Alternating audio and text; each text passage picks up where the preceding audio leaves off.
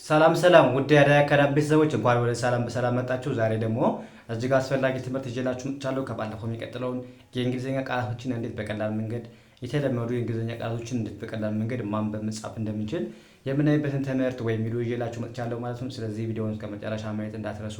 ለቻናላችንም አዲስ የሆናችሁ ቤተሰቦች ላይክ፣ ሼር፣ ሳብስክራይብ እያደረጋችሁ ቤተሰብ ሁኑ። እንዲሁም ኦንላይን ለማድረግ ፈልጉ ቤተሰቦች በማንኛውም ሰዓት በመደወል አማርኛ፣ እንግሊዝኛ፣ ሂሳብ እንዲሁም ሌሎችን ትምህርት እያስተማር ስለምንገኝ በፈለጋ ሰዓት ደውላችሁ መማር መከታተል ትችላላችሁ ማለት ነው። ስለዚህ ደውላችሁ በቴሌግራም፣ በዋትስአፕ፣ በኢሞ እናንተ የምትጠቀሙት የሚዲያ አማራጭ ደውላችሁ መከታተል ትችላላችሁ ማለት ነው። አሁን ቀጥታ ወደ ትምህርቱ እንሂድ። ምን ያለ የመጀመሪያው እንዴት እናንብበው? እዚህ ጋር አሁን ማን አለ? ቲኤን እንደማንበብ ነው። ቲኤ ክ ቴክ ቴክ ማለት ምንድነው? መውሰድ። እዚህ ጋር ኤ ሚል ድምፅ አላት። ኤ ሚል ድምፅ አላት። ለምን? ከአናባቢ ኢ ጋር ወይም ከአናባቢ ጋር ስለመጣች ብቻዋን ብትመጣ ነበረ እንደ አ ምናነባት። አሁን ግን ከአናባቢ ጋር ስለሆነች ኤ ሚል ድምፅ አላት ማለት ነው። ስለዚህ ቴክ ማለት ምንድን ማለት ነው? መውሰድ ማለት ነው። መውሰድ።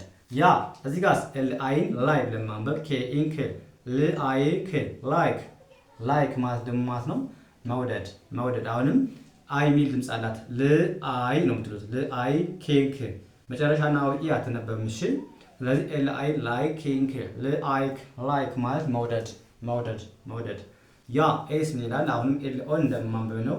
ኤል ኦን ል አ ቭ ል አ ቭ ል አ ቭ ላቭ ላቭ ላቭ ማለት ነው ፍቅር ፍቅር ማለት ነው። ከዛ ዳብሊው ኤል ወ አ ን ት ወ አ ን ት ወንት ወንት ወንት ማለት ነው ፍላጎት ፍላጎት ወይም መፈለግ ለማለት ፈልጉ ወንት ትላላችሁ ማለት ነው። ለምሳሌ አይ ወንት ቱ ኢት መብላት ፈልጋለሁ፣ ምግብ ፈልጋለሁ። አይ ወንት ቱ ድሪንክ ምን ማለት ፈልጋለሁ? መጠጥ ፈልጋለሁ። አይ ወንት ቱ እያላችሁ የምትፈልጉትን ነገር አይ ወንት ፉድ ምግብ ፈልጋለሁ እያላችሁ መግለጽ ትችላላችሁ ማለት ነው። ወንት ማለት መፈለግ ወይም ፍላጎት ማለት ነው። እዚህ ጋር በተመሳሳይ ኤን ኤን ነ ኤ ሁለቱንም ኤ በአንድ ድምፅ የምታነቡት ማለት ነው። እነዚህ አንድ ላይ ሲመጡባችሁ በአንድ ድምፅ የምታነቡት ማለት ነው። ስለዚህ ኤን ኤን ን ኤ ድ ን ኤ ድ ኔድ ኔድ ኒድ ማለት ነው አስፈላጊ ወይም መፈለግ። እዚህ ጋር ይመሳሰላሉ ማለት ነው። ስለዚህ ኒድ ማለት አስፈላጊ ወይም መፈለግ እንደማለት ተጠቀሙታላችሁ ማለት ነው። ከዛ ኬና ኤን አሉ። እዚህ ጋር ኬና ኤን ናቸው ያሉት። ኬ ታነባላችሁ አታነቡም? አይነበብም። ለምን? ኬና ኤን በአንድ ላይ ከመጡ ኬን መቼም ቢሆን እንዳታነባት ማለት ነው። ስለዚህ ኬን አለፋችሁ።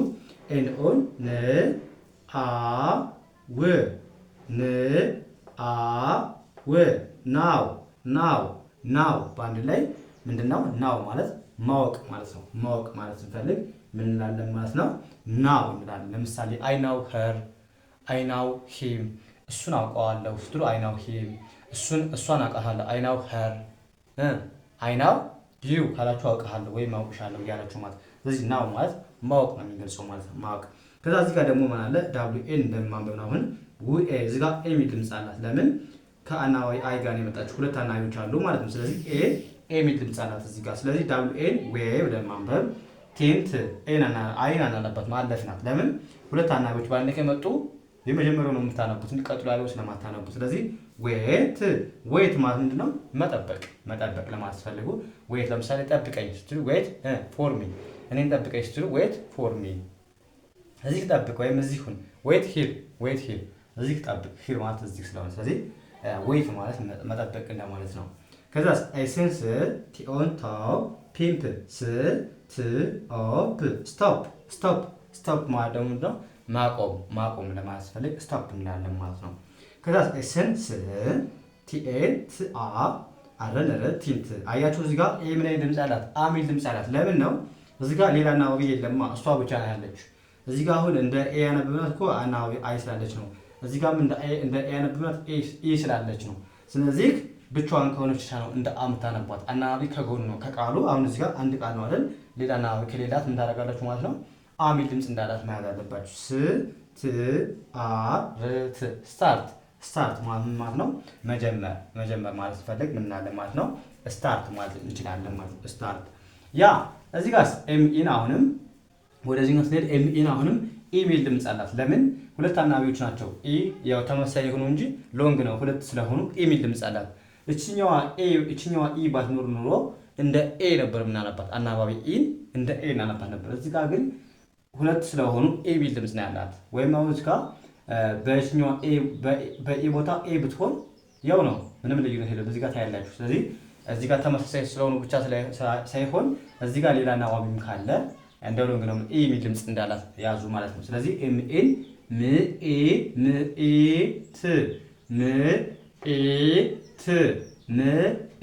ምኤት ሜት ማለት ነው መገናኘት ማለት ስትፈልጉ ሜት ላላችሁ ማለት ነው። ሜት አሁን በተመሳሳይ እዚህ ጋር አሁን እቺ በኢ ቦታ ኤን ተካን ትርጉማቸው ይለያያል፣ ግን ድምጻቸው ተመሳሳይ ነው ማለት ነው። እዚህ ጋር አሁን ኤምኤን አሁን ምን ይላችሁ የምታነቡት ኤ የሚል ድምጽ አላት። ለምን ሁለት ናቸው፣ ሌላ ኤ ስላለች። ስለዚህ ሁለት ከሆኑ ወይም ከጎኗ ሌላ አናባቢ ካለ አናባቢ ኤ የሚል ድምጽ አላት። ራሷን ኤ ብላችሁ ታነባላችሁ ማለት ነው።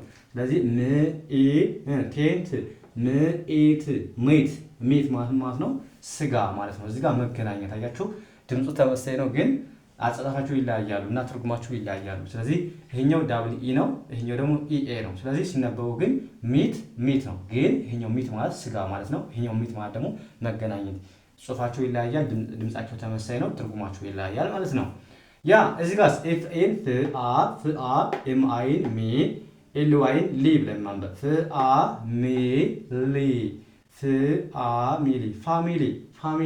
ፋሚሊ ስትሉ ምን ታላችሁ ማለት ነው? ቤተሰብ ማለት ፋሚሊ ታውቃላችሁ ማለት ነው። ፋሚሊ ያ እዚህ ጋር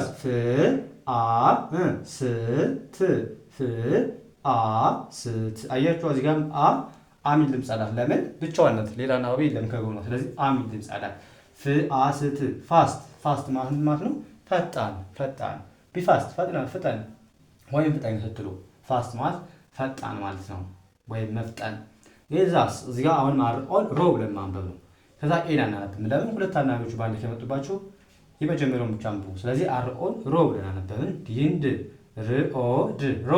ሮድ ማለት ደግሞ ማለት ነው መንገድ ማለት ነው። ሮድ ማለት መንገድ ማለት ስለሆነ ማለት ነው ሮድ።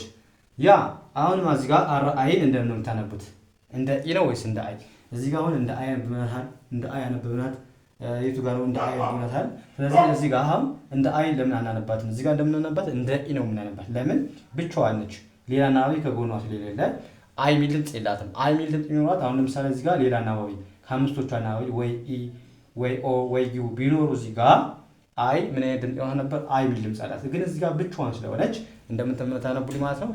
ሾርት ስለሆነ እንደ ኢ ታነባላችሁ። ስለዚህ አር አይን ርኤ ኤንን ጂንግ ሪንግ ማለት ነው ቀለበት ማለት ነው። ሪንግ ማለት ቀለበት ማለት ነው። ያ ሪንግ ቀለበት። ያ እዚህ ጋር አሁንም ጂኤን እንደምን ነው የምታነቡት? እንደ ጋ ነው ወይስ እንደ ጌ? እንደምን ነው የምታነቡት? እንደ ጌ ነው የምታነቡት። ለምን አሁንም ሌላ አናባቢ ከጎኗ ኢ ያለች። ስለዚህ ኤ የሚል ድምፅ አላት ማለት ነው። አናባቢ ኤ ጌም ማለት ነው ጨዋታ ማለት ነው። ጌም ጨዋታ። አሁን እዚህ ጋር ጂ አይን ጊቭ እዚህ ጋር አሁን እንደ ኢ ያነብናል። ለምን እቺ ኤ የገባችው ይሄኛው በቪ ስለማያልቅ ነው። ቃሉ በቪ ስለማያልቅ እንጂ ሎንግ ሆኖ አይደለም። እቺን እንደ አይ ያነብናል። እቺ እንደሌለች ቁጥራት ለምን በቪ ስለማያልቅ ብቻ ነው። በቪ ስለማያልቅ ብቻ በቪ የሆነ ቃል በቪ ማለቅ አይችልም። እሺ ለዛ ነው። ስለዚህ በዛ ስለሆነ ነው እንጂ ሎንግ ሆኖ አይደለም።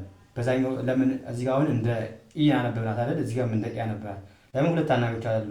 እዚህ ጋር ሁለት አናባቢ አለ፣ እዚህ ጋር እንደ አናባቢ አለ። ግን እዚህ ጋር ችግር የለውም። እዚህ ጋር ግን በቪ ስላለቀ ለዛ ነው ኢ የገባችሁ። በቪ ማለቅ ስለማይችል ነው ኢ የገባችሁ እንጂ ሎንግ ሆኖ አይደለም። ስለዚህ ጂ አይን ጊ ብለን አነበብን። ቪን ጊቭ ማለት ደግሞ ማለት ነው መስጠት ማለት ነው። መስጠት። ያ እንደዚህ ያደርጋችሁ ሁልጊዜ የምንጠቀማቸውን የተለመዱ የእንግሊዝኛ ቃላቶችን በደንብ ማንበብ መጻፍ ከቻላችሁ በአጭር ቀን ውስጥ እንግሊዝኛችሁ አሪፍ ይሆናል። ምክንያቱም አሁን አንዳንድ የተለመዱ ቃላቶችን ትርጉማቸውን ካላወቃችሁ፣ እንዴት እንደሚነበቡ ካላወቃችሁ ኮሚኒኬት ለማድረግ ትቸገራላችሁ።